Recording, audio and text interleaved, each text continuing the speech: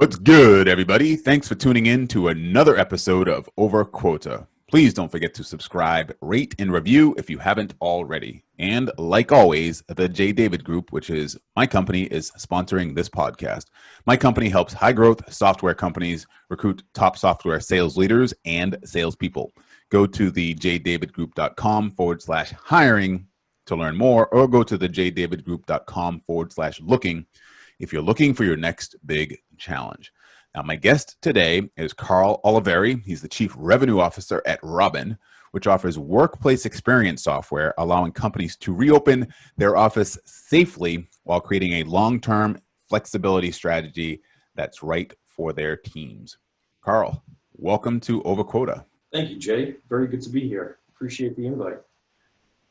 Absolutely, and I must say that Carl and I go back many years. He's a good old friend that I've known pretty much since I got into this business. So I'm really appreciative of reconnecting and having him on here. Yeah, it's very it has been cool. A long time, huh? Yeah, it really has. It's amazing. I think it's a good sign for us, right? We're still in the game. We're still in it, which is good. So let me just start with what I just mentioned about Robin, right? Because obviously in looking at your website, I'm thinking, okay, so clearly this messaging wasn't on there before the pandemic, right? Obviously you guys did a nice job of shifting a bit. Tell me a little bit about that, because I think I'd be remiss to just sort of gloss over the fact that your software is workplace experience software primarily, which was once used in a different way than it's certainly being used or at least messaged now. Tell me a little bit about that. Yeah, that's a great question. So we are a workplace experience software. We've always had a really heavy focus on the employee experience, really just helping employees understand what's available in the office, where they can be most productive and schedule themselves a room that has the right amenities or a seat in the right pod where if they need to be around some of their coworkers or just really where they're going to be most productive based on what they need to do and what we used to call activity-based work. As you can imagine, selling software into the office when March hit and everybody went on lockdown, I was like, oh shit, we sell software for the workplace. Nobody's in the workplace. And what was most amazing to me, and I am ridiculously proud of the team, is everybody put their heads together and said, okay, look, human beings are social animals, right? So this work from home full time isn't going to last forever. We know the workplace is not going to disappear. It's probably going to change going forward. What can we do to help companies start to plan their return? And as different states have different capacity laws on who can come back, what our product team did was they pivoted really quickly to take the base of what we do and start to help companies understand how they could plan to keep employees safe at different capacity levels. As an example, most companies are coming back now between 20, maybe 25% capacity in the office, and you need to keep social distancing. So as you plan your seating arrangement, you have to plan for putting somebody or assigning somebody to a desk and then giving them enough social distancing before scheduling somebody else in the desk next to them or a couple of desks over. It does a bunch of things. It helps companies plan their capacity, obviously keep track of their capacity, but also start to map out their strategy going forward as they want to bring more and more employees back to the office. And more importantly, it helps communicate to the employee whether it's where they're sitting, what amenities they can use, what rooms they can use. It's really been fun to watch the team pivot as hard as they have. Yeah, it's amazing. It's amazing. And obviously just with that, in terms of the product, it goes the messaging, right? In terms of whether it's existing customers or people that you've previously reached out to. Of course, you had to not only pivot the product, but pivot how you actually communicate, right? And even just in looking at your website, just that looks like it always, like that's what the company was born to do, but clearly it was not, Yeah, that's exactly right. It was a full group effort. So our product team with the product, our marketing team with the messaging, our salespeople with really just how they talk to prospects, and understanding that we're all in this together, and really coming at it from a position of how can we help companies more than anything else. Like I said, it's been a lot of work, but man, has it been fun to watch. Uh, Yeah. we went from, again, being like almost every business in the world where business just really slowed down in March, to at the end of March, to having our best month ever in the month of June. Mm. And we've got a tiger by the tail without a doubt at this point. So That's phenomenal. That's phenomenal. Tell me a little bit about your team and the role you have as a CRO there. Just give everyone who's listening a sense of that and the scope of your responsibilities there. sure. So I help lead the go-to-market strategy, and I never do anything alone. So it includes sales and BDRs, account management, and then I work really closely with our marketing team, with our customer success team. It really is a collaborative effort. So yeah. And you had mentioned when we previously spoke that, one of your favorite parts about your job is managing other managers. Tell me a little bit about that and why that's so exciting for you. You know, it's a really good question.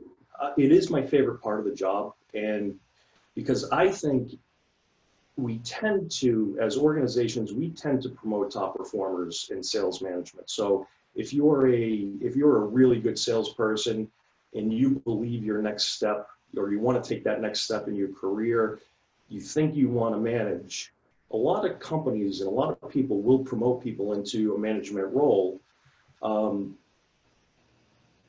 not really understand that the folks who, just because they were a top performer doesn't mean they're going to be a great manager.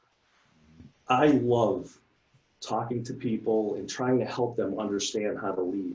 Everybody can manage, right? Managing for the short term, relatively easy. Managing for the long term can be easy, but to do both takes a lot of leadership.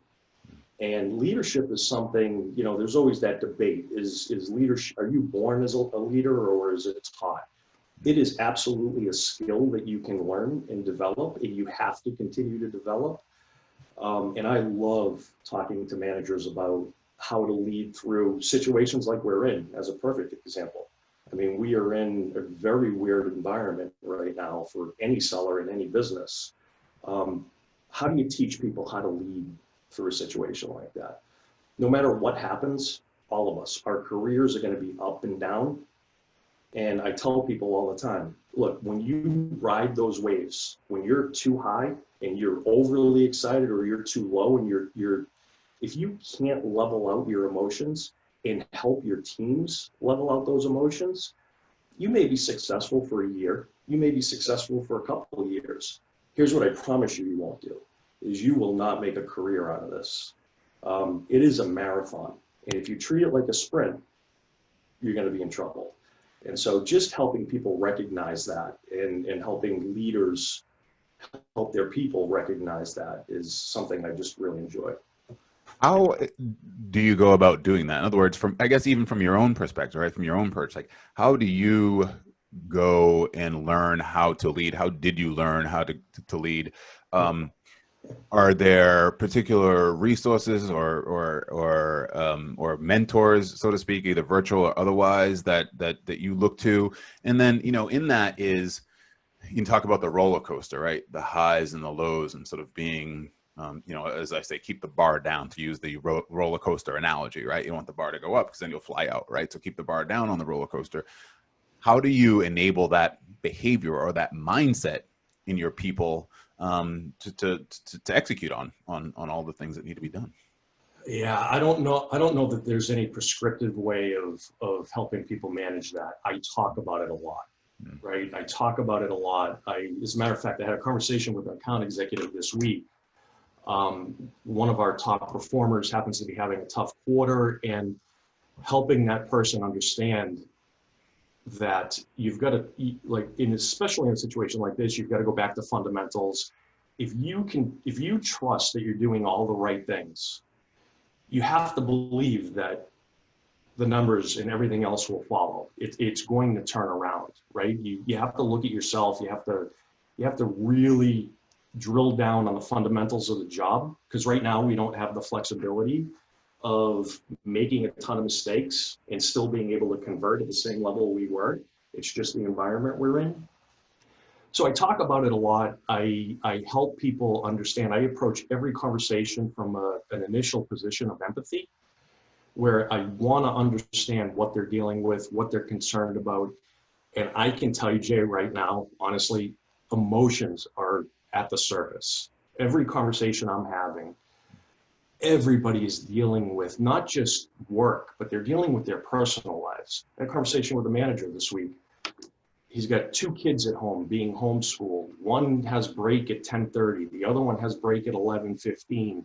He and his wife are both working full time. How do you balance that and pay attention to your home life and then still put the effort in on the work side? It's a really interesting situation, but getting back to the question, which is how do you help people ride those emotions? You listen. At least I do. I listen. And I never pretend that I'm the smartest guy in the room. I am never the smartest guy in the room, no matter whether there's 2 or 12 people in the room. I ask a lot of questions. I just try to work through whatever situations they're dealing with in a very real manner. And then I'm always willing to jump on the front line and help in any given situation, whether it's on a customer call, whether it's on a deal strategy, anything along those lines. And I would imagine, going back to managing managers, that you mentioned, that one in particular manager, but do you think that your ability to lead and your focus to lead with empathy then trickles down, I guess, to your management team, who will lead with the same amount of empathy with the account executives and so on? Yeah, absolutely. And look, some people aren't cut out for management, right? And if you're in a management position, I'll say this without trying to get on my soapbox. If you're in a management position and all you are worried about, and you can tell just by how somebody presents themselves and how they talk. If somebody is only concerned about themselves, hey, this isn't going to make, our performance isn't going to make me look good. I'm not going to be making the money that I should be making. And it's all about the manager. That person has the wrong lens. You have to want to be in a management position to help people, right? I've always had a career goal. This sounds, quite frankly, like bullshit, excuse my language, but it's not. I've always had a career goal of working for somebody that worked for me in the past. I've had 2 people that I can think of that have worked for me that have gone on to become CEOs. Am I responsible for them going on and being CEOs? Of course not. But I get a huge amount of satisfaction in knowing that I helped recognize that there was some talent there and just helping enable them to be a better version of themselves, or just get better and think about what they really want to do and how they want to do it. If that doesn't excite you, like it does me, like a lot of sellers get really excited by big deals. You have that thrill of the kill, you get in really excited by big deals. For me, watching somebody's skill set development, when I say something or give them a small piece of advice and I see them implement it and it works, and they take for me, that's the thrill of a big deal. I get that same charge that a seller would get out of closing that big deal. Does that make sense? Yeah, it does. And let me going back to what I started to ask and then didn't finish is, or didn't allow you a chance to answer, is how does Carl Oliveri now at this point as CRO, where are you going to, to level up your own leadership and management skills? Like, how do you, where do you seek knowledge and seek information? Oh man, everybody around me. Every single conversation I have, I go in trying to learn something. And it took me years to get there, right? We all have egos. I've made so many mistakes, Jay. God, when I first became a manager, I, I came in like a hammer. I was all about process. There was no deviating from the process. If somebody didn't tick a box, I was all over them. And I realized pretty quick that wasn't going to work. I have had a bunch of different bosses, a bunch of different CEOs, and I have learned to relentlessly steal what I like and just leave behind what I don't like in their management style. I've had a couple mentors during my career, both personally and professionally, and I relentlessly steal from them, and I'm not shy about it. I didn't invent, I invented my style of management by stealing what I liked from other people and leaving behind what I didn't like. And I still do that today. Anytime I look at taking a new job, it is really important to me that I get along and see eye to eye with the CEO, and that the CEO and the executive team that I'm going to work with help pick up big areas where I am weak, right? So I am somebody that executes. I don't have a ton of vision, so I've never been a CEO, but I know how to execute. I rely on people around me to make me better, and it's just the way I've approached my career since probably, I would say, since midpoint of my career. I finally realized, hey, I don't know everything. I don't need to know everything. I'm going to rely on everybody else. I also will say I learn more from the people that report to me than they will ever learn from me. What I do really well is listen. Yeah, that's a great perspective, I think, and one that I think if I'm an individual contributor or somebody that's working in a Carl Oliveri organization would be motivating, frankly, right? To say that, that you're not just teaching, but you're learning, that you're listening and learning from them as well. A couple follow-up questions to that. Sure. What specifically have you stolen? Like, give me some areas of, that you focus on now, that you've strengthened, that you feel like you've learned from other people. And well, answer that question first, and I'll go to the next one.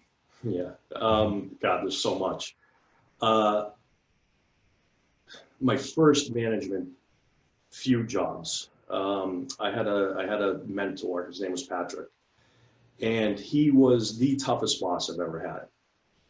And he knew more about the business than anybody I had met. And the reason he did was he had just outworked everybody else, absolutely outworked everybody else. And he would pull me into a one-on-one and go through every single account. I had a book of business, and then I was responsible for new and upsell business. And he would go through every single one of my accounts and expect me to know a crazy amount of detail about each one of those accounts without opening my laptop. And although I didn't steal his style of management, what I stole was the understanding of the business and how hard that guy worked to understand the business and the number of hours that he put in to really understand the intricacies of the business. I stole that piece from him, and I knew that if I wanted to be a good leader, I had to understand the business as well as anybody. I've stolen, I also have stolen things that, like, one of the things I stole from Patrick as well was he was really tough. As I started managing people and I took that same approach, I realized it wasn't going to work. It worked on me because of who I am, but it wasn't going to work for the masses. And I didn't realize that he was managing me differently than he was managing other people. So I came into it and I started managing everybody the same way. And man, that was a mistake. And so realizing that was a mistake, I quickly adjusted. Yeah. But that's one example. I could probably give you 15, but. You mentioned that you're not a visionary, but somebody that executes. When you say that, what does that mean, execute, to you? What do you, and what does that look like on a ground level, right? On a tactical, day-to-day level? I'm somebody, like, I know how to put one foot in front of the other. I have a playbook. that I use. Whenever I go into a group or an organization, I have a loose playbook. And what I mean by loose is the structure is relatively the same, but given what's happening in the business, what the metrics look like, you have to adjust it. When I go into an organization, I want to understand the business. Back to what I was just talking about. I want to understand what's working, what's not working. I don't want to make changes too fast. As I learn about the business and what's working and not working, I use my structure as a way of starting to put one foot in front of the other to get a company ready to start scaling, right? So, you know, one thing I will tell you is, and I think a lot of businesses do this, if you're early on, segmenting early, even though you may not need to, segmenting early, enterprise, mid-market, SMB, just loosely speaking, allows you to start to understand what's happening on the street, what is the market telling you in different segments, how can you adjust if in your SMB team, something, you know, part of the value prop isn't working, how can you adjust your pitch without adjusting mid-market and enterprise, which may be working? And then you just start taking steps forward. You listen to the people, you listen to the data, and you start removing obstacles or trying to overcome obstacles. That's what I mean by execution. Mm-hmm. The vision part, my CEO now, Sam, is a perfect example. This guy, he's brilliant. He has got a vision for where he wants the company now, but he's also got a vision where he wants this company 6-10 years down the road. That's the part that for me, I've never really had that. Mm-hmm. And I've always been in a position where I enjoy the execution side of it. I'm curious about that playbook piece. You mentioned segment early. Give me, if you can, and it's your playbook, so don't if you don't have if you don't want to. But sign an NDA? No, I'm just kidding. Yeah, exactly. Hold on. It's not rocket science. Let me hit the pause button, everybody. I'm going to make everybody in my audience sign it too, and then you can listen to it. What are up two other pages, so to speak, in the playbook, besides segmenting early, that you take with you with new organizations or groups to? Yeah, I mean, it depends on the business, but I have a rough breakout of how you would structure an account management team or customer success team, how you handle upsell and cross-sell business. How long do you let your new business hunters hold on to accounts before they become accounts that go over to account management? There's a whole bunch of things in there from a structure standpoint that I have loosely defined, and I will adjust depending on the organization and in the market. BDR ratio to account executives, that will vary by organization. But there's a loose structure there. I've made the mistake in the past of not having lead gen, quite frankly, and not having business development reps in supporting that. So I tend to want to have a BDR function. There are things in my playbook that, and again, I didn't invent any of this. These are just things that have worked in the past, where I really focus on deal size and how to negotiate larger deals. And it's not about taking a $5,000 deal and making it $500,000. It's how do you move that $5,000 ARR deal to $5,800, $6,000, right? You can't just, and so it's a lot of very tactical areas of the business that I will purposely spend time on and trying to make sure that we are driving the right metrics to get us to a point where we're ready to scale. This might be a tough question, but how long do you give the data and your time to assess all that you just mentioned in terms of how the teams are structured and the ratio, BDR ratio, and those types of things before you actually act, right? Before you actually execute or hire towards that initiative? Oh man, that is such a tough question. let me start by saying one of the biggest mistakes I've ever made in my career, and I will never do it again, is scaling too early. What I mean by that is jamming bodies. I had a CEO once tell me, hey, every account executive we hire will add $1 million to the bottom line. And that works up until to a point, right? Now, $1 million depends on what the business looks like, but that will work to a point, but then it is going to fall on its face, and it's going to have unintended consequences where you are losing your top performers because you can't feed them. You've saturated the market. Like, it just doesn't work. So I will watch the data and I will act as quickly as I can, but not so quickly that I don't see the impact of the changes we're making, if that makes sense. I want to know that if we're making changes, that I see the results in the data before I continue to press. Mm-hmm. And okay, so let me just ask that then. Once, so you see, let's say for instance, you see the results in the data. How quickly then do you iterate on that, right? In other words, you see the results. Is it immediate? Do you give it another period of time how does that work? It depends. Well, it depends. So immediately, I will say, especially in an environment like this, you have to act quick. If you are managing your business the same way you were in January, you're probably making a huge mistake, right? So you have to take into account the macroeconomic situation or the macro environment and what's happening in the business, and you have to change quickly. But I will look at, let me give you an example. I will look at building up our mid-market team, right? And we had cut territories and put people into territories. We had a number that we were going to hit of account executives that we were going to put in those territories. And what we started to see was that the territory coverage, the performance of each AE actually started to slip. Now, we had to make a decision. I'm not talking about Robin, I'm talking about a previous life. Mm-hmm. We had to make a decision. Was that because AEs didn't understand how to attack the territory, or was it because the market? Did we have too many AEs? Could we not support them from a lead gen standpoint?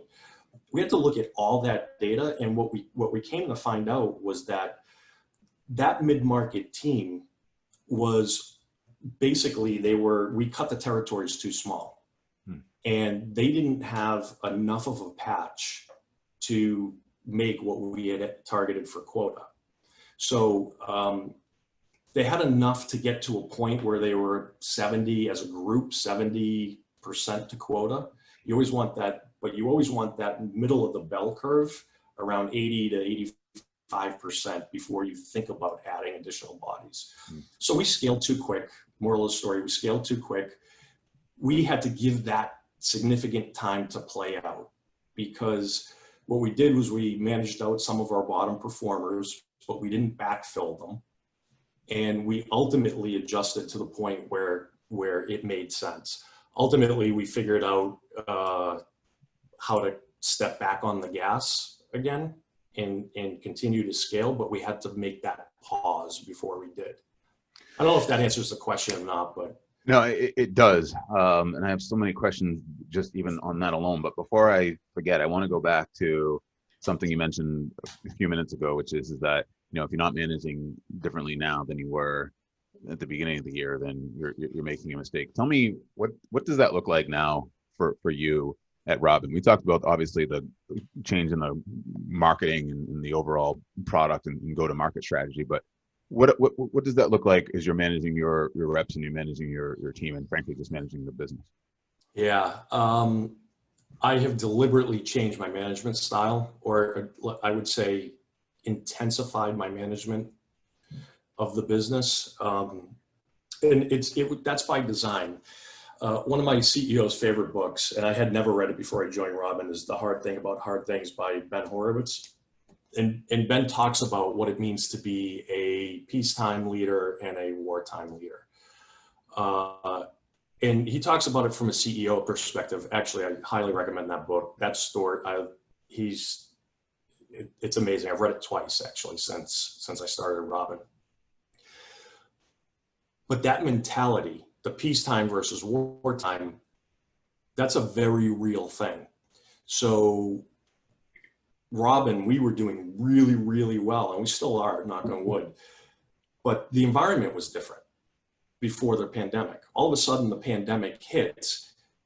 We've got to be less tolerant, and I think companies have to be less tolerant of mistakes. We have to double down. Even if you're an individual contributor, you've got to double down on fundamentals. We need more volume, because in any sale, when budgets are cut and companies are monitoring spending as closely as they are, you can't afford to make mistakes, because your conversion rates are not going to be what they were.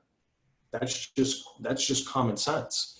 You have to take a very critical eye to the business, and where you would watch the data and make changes gradually before.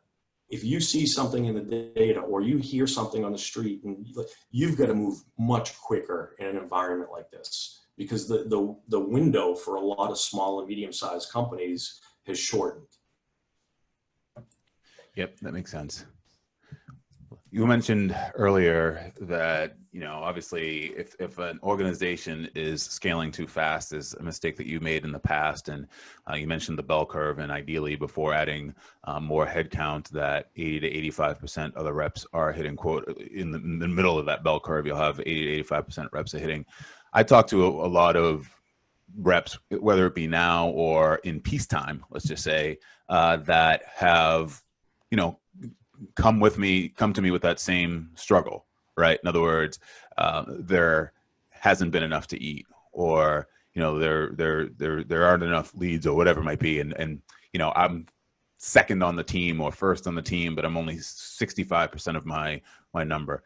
How do you, as you're speaking with people, evaluating them for your team, right? How do you separate, I guess, what's plausible and real in terms of, this person's struggled to hit their number, and this is a good story as to why they're not doing it, as opposed to someone who isn't hitting the number and they don't necessarily exhibit the behaviors, traits, and, I guess necessary activities to get it done.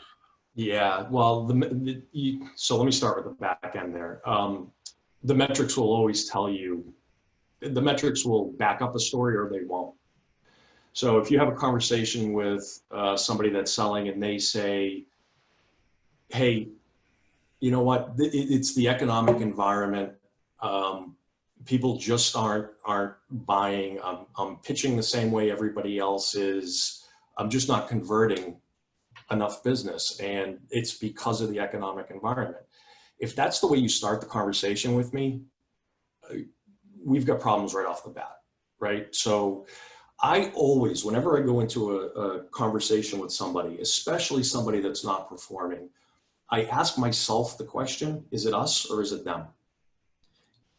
99% of the time, it is a combination of the two. And my job in that conversation, first and foremost, is figure out, okay, from an organizational standpoint, what can I do to enable this person to be better and to convert at a higher rate, or to find more leads in their territory that they think isn't big enough? There's another whole side of that where, what are you doing as an individual differently today because you have a smaller territory than you did yesterday? What are you doing to get deeper into the territory? When I look at what the difference is between top performers and mid to low performers, and I hate to be overly simplistic, but I can't think of another way to put it. They outwork, top performers outwork medium to low performers every single time. Every single time. Nobody is that lucky. They don't accept mediocrity. They're self-motivated. They are real. They understand the business. They understand the space. They understand how to solve problems, how to talk to people and solve problems. And most importantly, they don't spend time on deals that have a lot of hope, right? They know how to qualify out, and they spend time on the deals that they have the best chance of winning. When somebody comes to me and says, and they have that victim mentality, I make sure that I break that down really early in the conversation, And then I just try to pull as much information out of them as possible. And then behind the scenes, after, it's not just one conversation. Where there's smoke, there's fire. They're usually trying to tell you something, and it's usually pointing you in the direction of a problem. I will pore over data and see if the data actually matches the story, and make sure that that data is matching the story, so that I know if this one person's having that problem, the data is backing them up. And then I've got a problem that I need to fix. That's what I mean by, is it us or is it them? Then I'll work with the marketing team, the BDR team, to help fix whatever that issue. I actually have one of these situations right now as we speak. And it's always a combination of the two. When you have someone who, or people, frankly, who aren't working as hard as they should, how do you change that behavior? How do you motivate that behavior, or can you? Yeah, you know what? You can't do it for them, right? So if you've got somebody on a 60-day plan, somebody's not performing, you put them on a performance improvement plan, call it 60, call it 90 days, whatever your performance plan is, your performance improvement plan. First of all, the performance improvement plan is exactly that. It shouldn't have the negative connotation of, hey, this is a plan to move you out of the organization. This is a plan, and it's a roadmap to help you move your performance up to standard level. And you need to be able to sustain that. If you as a manager are micromanaging the first part of that plan, and the account executive hits the performance improvement plan, my guidance is usually to the manager, okay, now I need you to back off. Because that person in that plan period has to prove that they can do it by themselves, and that you're not going to have to micromanage them the whole time they're here. If you're going to micromanage somebody through an entire performance improvement plan so that they make it and then let them go, they're going to end up a poor performer again. They have to be able to sustain it and prove that they can hold that performance level. Though I never ask anybody to do, I never tell anybody to do anything. I always take the approach of, hey, look, your way isn't working. Here's how I would do it. Here's how we've mapped out the process. Here's where I think your issues are. And here's how to think about doing it differently. You're drowning. I'm throwing you a life raft. It's up to you whether you grab it or not. I will say this, I will never, and I never have, let somebody go without knowing that I did everything I could to get that person up to their performance up to par. I owe it to them to give them the roadmap on how to do it. It's up to them whether or not they grab the raft. And if you choose not to, hey, this may not be for you, that's not a horrible thing. Going back to needs of the organization, needs of the people, my job is to match those two. Sometimes there's not a match. And sometimes there's not a match, and you just got to call it. One of the best backdoor references, actually, I ever got, CEO told me this, one of the best backdoor references I ever got was from somebody that I had fired for non-performance. And it was because that person ended up in a completely different role, had found his niche, and was loving life at that point. And he said, you know what? Carl told me it wasn't a match. He said, at the time I hated him, but he was right. And it really forced me to look at what I enjoy doing, and sales just wasn't for me. And I was so excited to hear that. Amazing. That reminds me too of one thing you mentioned earlier in terms of, you said that you hoped, or one of your, I think, career goals is to go work for someone that has worked for you. And I was talking to a VP of inside sales at a company, it was last week, who told me that his CRO is someone who used to work for him. Which Oh, no kidding. That's yeah, awesome. I love that. Yeah, which I thought was pretty cool and quite interesting. Also, one of the things you mentioned as it pertains to some of the the behaviors and traits of top performers are that they understand how to solve problems. Can you share with us the problem that you solved when you were a rep for UPS in the wake of 9/11 and how you, Yeah. tell me about that. So, God, yeah.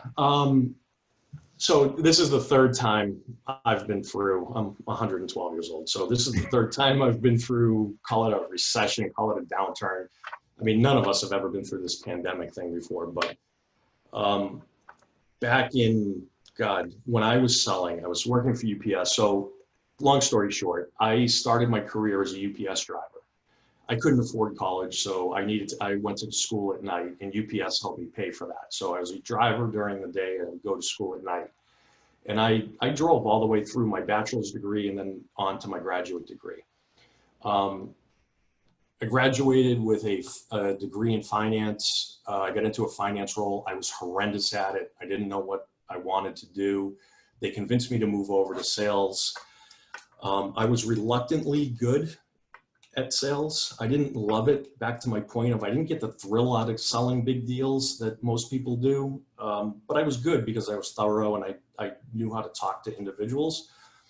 And they made me the high-tech industry specialist, which meant I dealt with all these .coms who didn't have any products. And we were talking about transportation needs and looking at these ridiculous business plans. But we were doing really well because we were selling visibility into the supply chain. Well, all of a sudden, before 9/11, the .com bust happened. And you can imagine my pipeline it basically just disappeared. And then boom, 9/11 hits. Prior to 9/11, the way I would find leads, like I had a couple zip codes in downtown Boston, and I would cold call face to face. I would walk in my suit, ask to speak to the CFO.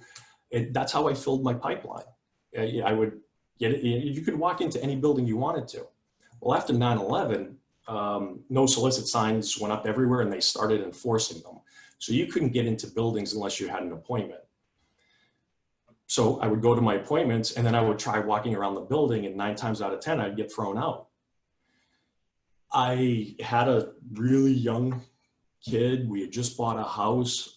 My pipeline disappeared. It was not a great time to be selling at that point, especially right after 9/11.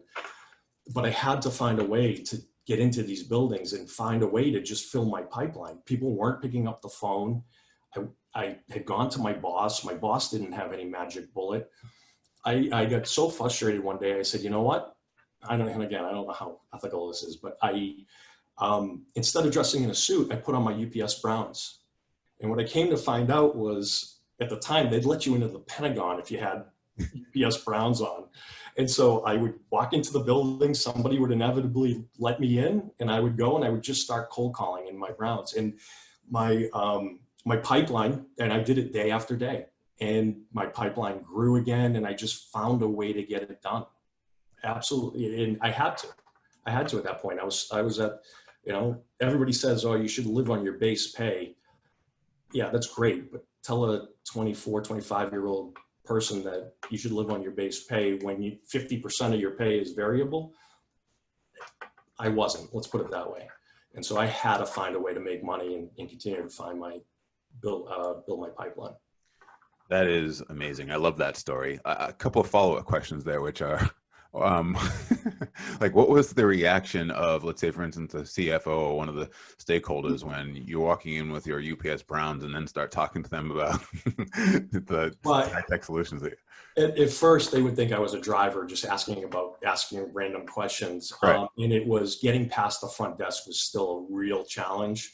So I really had to become, again, we had zip codes. So I really had to become friendly and just develop relationships with the folks at the front desk, because they were my key to getting through. And so it was really just being very real. And we laughed about it a lot, actually. Like, there were plenty of times I caught somebody in an elevator, and they would just look at me like I had 3 heads, and I would laugh with them. Let me ask you this. Yeah. How competitive were you? In other words, did you let your peers know that you figured this out, or? Yeah. Okay. Absolutely. And yeah, absolutely. I'm competitive, but I'm always competitive for the team. I'm never, I always wanted to be a top performer. Yep. But it's not like I would ever keep a secret. We would laugh about it. That is just so great. What else did I want to mention that you had mentioned earlier? Shoot, I can't remember. There was something else I wanted to talk to you about there. All right, so let's get in. I don't know, I might come back to it if it pops into my mind, but let's get into something that I've been calling the Rapid Fire 5, which is basically just 5 questions that I ask you that helps me and the audience just get to learn a little bit more about you on a personal level, and just what's in your head when I ask you these 5 questions. Okay. All right, here we go. What are you most excited about right now, either personally or professionally? Whoa. So on the personal side, I have 2 kids in college. I'm really excited about them graduating at some point. I am really excited about getting past this election. Honestly, this country needs leadership in the worst possible way. We're tearing each other apart. Oh man, I am really excited about getting the election past us. Professionally, I am,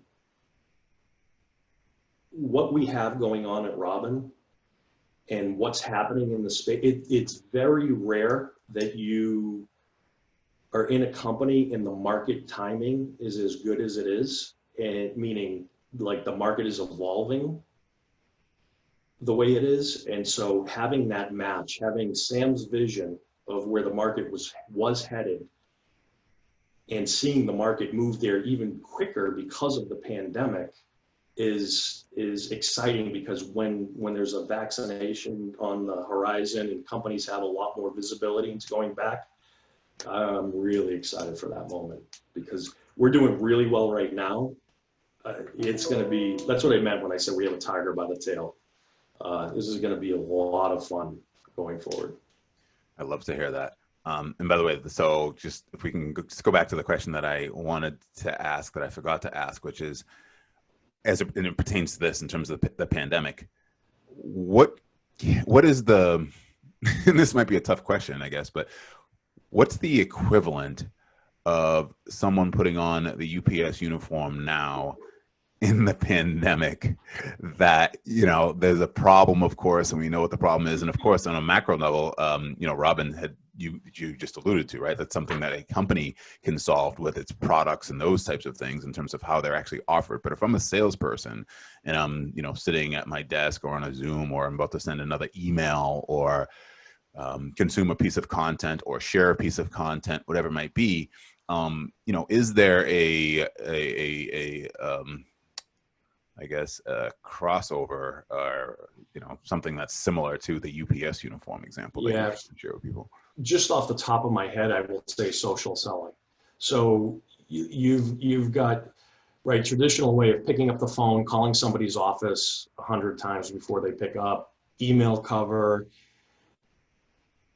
The account executives that I see building the biggest pipelines are best at social selling, meaning they are going to where people are. People are working from home. They're meeting people where they are, right? So people are working from home. They may be in the office a couple of days a week or not. If you continue to call that office line, yes, you have to do that. But the people that made the pivot to social selling quicker than others are the people that have bigger, they're using LinkedIn, they're using Facebook, Twitter to find opportunity and help identify problems and communicate what we can do to help them. That is fantastic. You're the second person that's mentioned that. I think somebody mentioned it in a different reference, but I love the fact that you tied it to pipeline, which makes me excited. As a matter of fact, that's something else I want to explore really deeply on. Maybe I'll have you back on a second episode, or talk about it, as I move forward. And by the way, this podcast for me is that, right? It's my ability to, connect with Carl Oliveris of the world and to promote these episodes to socially sell, to build my own pipeline. Very good. What activities do you miss the most since we've been sheltered in place? Oh, just being around people in general, I think, whether it's from a work standpoint or a social standpoint. It's one thing to get together and go to dinner. I would say on a work level, I miss the office. Like, we're back at 20 some odd %.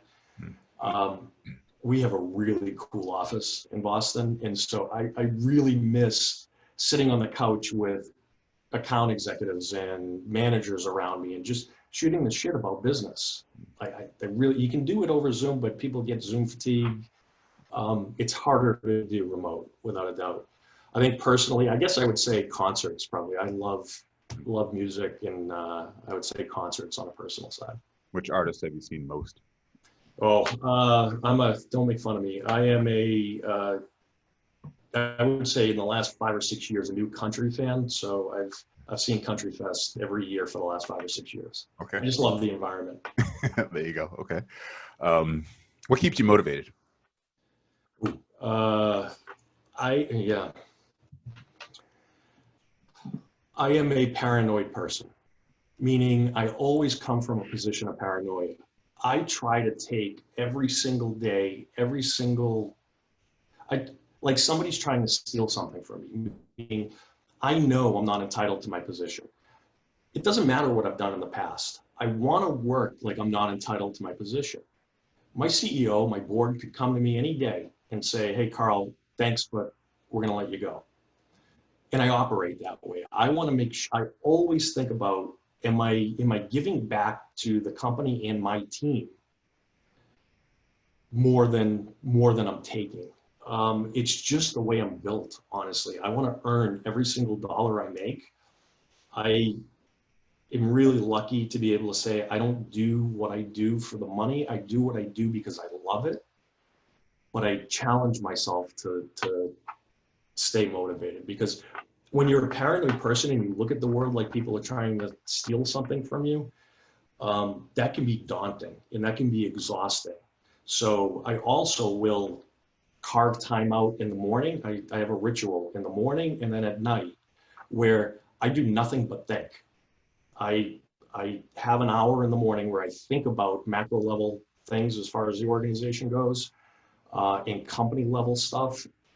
You get into the weeds during the day, and then I kind of reflect on the day. It's just how I keep myself motivated, in the sense that all the tactical things you deal with during the day, the bullshit that you put up with and you get frustrated by, it's for a bigger reason. And I have to bookend my day like that, because that's what allows me to say, okay, it allows me. I heard my VP of my VP of product say the other day, working on the business versus in the business. And I thought it was a great way of phrasing it. I bookend my day so that I think about what I did while I was in the business and how it relates to working on the business. Yeah, that's right. There's a book behind me on my bookshelf that's the E-Myth Mastery that I read many, many years ago, and probably one of the books that I read a couple of times that talks specifically about that, working on the business, not in the, actually, and the other one was the founder of Kinko's. He talked about that. I think that was actually the first book. I forget the name of the guy there. I'm dating myself. Kinko certainly doesn't even exist anymore. Kinko's FedEx as many years ago, for all you kids that are out there. 2 other questions. Can you share a piece of advice or a tool that you use to help you stay productive? Yeah, I just said it. That's the thing that helps keep me most productive, is that time to actually think about what I'm trying to accomplish and pick my head above the weeds. Mm-hmm. That helps me keep me really productive. It helps me prioritize, quite frankly. Yes. The other thing I would say, as far as advice goes, I don't care if you're talking about your individual skill set I don't care if you're talking about a team. Focus on things that are going to move the needle. When you get into a hypersensitive environment like we're in right now, there's a tendency to nitpick and think about every little thing that people are doing wrong or that you're doing wrong individually. Put that aside for, like, give yourself a break, give your organization a break for a few minutes and focus on the things that will move the needle, not necessarily how you closed out an email or not necessarily like, yeah, I'll leave it at that. I just, you got to put things in perspective and you got to recognize we are not in normal times right now. So beating yourself up for the little stuff isn't going to serve anybody any purpose. Take time to reflect on what you're doing and what's actually going to move the needle. Good advice also for anyone who's doing homeschooling, by the way, with small children. Oh, absolutely. I honestly, I don't know how I would do it. My hat is off to you guys because that's hard. Yeah, it's I wasn't able to help my kids with their math homework past 6th grade, so I don't know what the hell I would do. Yeah, it's interesting for sure. And then just the last question, which should be the easiest one. What's the best way for people to connect with you, to say thank you, follow up with you, perhaps pursue an opportunity at Robin? Yeah, so I would say LinkedIn, certainly LinkedIn, or carl.oliveri at robinpowered.com. Carl Oliveri, I want to thank you for going over quota. This was fun. Thank you. I really appreciate it, Jay. Absolutely. Goodbye, everybody. Cue in the music.